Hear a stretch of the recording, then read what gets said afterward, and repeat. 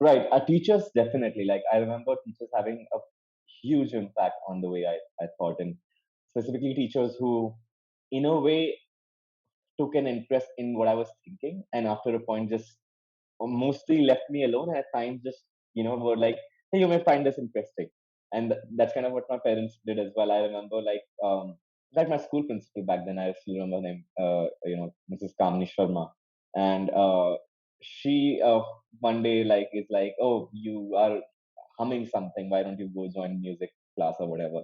Makes an exception and send me to music class, and I was obsessed after that. Like I was like, this is so good. Like this sounds so good, and I can sing along.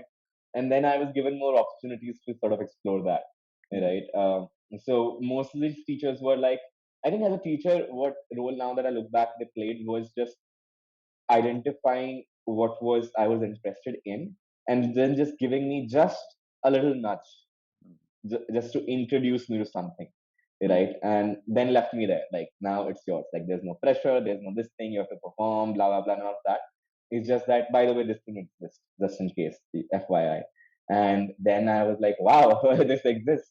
And I think similar way, book reading and especially non-fiction, long-form non-fiction, when I got introduced was very similar way where my dad said realizes that I like reading to a point where he used to have his network marketing books back then. Amway and all this stuff was like very popular in getting holes, making footholds in India. So he would have a lot of this material for marketing and stuff. And I read through all of that. And the next thing, like there were magazines at home, I read through all of that. Like if there was anything to read, it would be read. So it's like I remember there was a quotation in 8th or 10th grade maths book in NCRT, like why do mountaineers climb mountains? Because they are there to be climbed. And I think in our household it was like, why did some Sidharth or somebody read something? Because it was there to be read. So I read it, and he noticed that, so he got me this book, Seven Habits of Highly Effective Teens. I think it's Sean Covey is the son of famous Habits of Highly Effective People author. I forget his name, but yeah. So that had like nice illustration and everything, and I really like cartoons and drawing them specifically, right? So then I got hooked on to like, oh, I can read a thick book, I can read a massive book by myself, like without guidance, and that encouraged me more.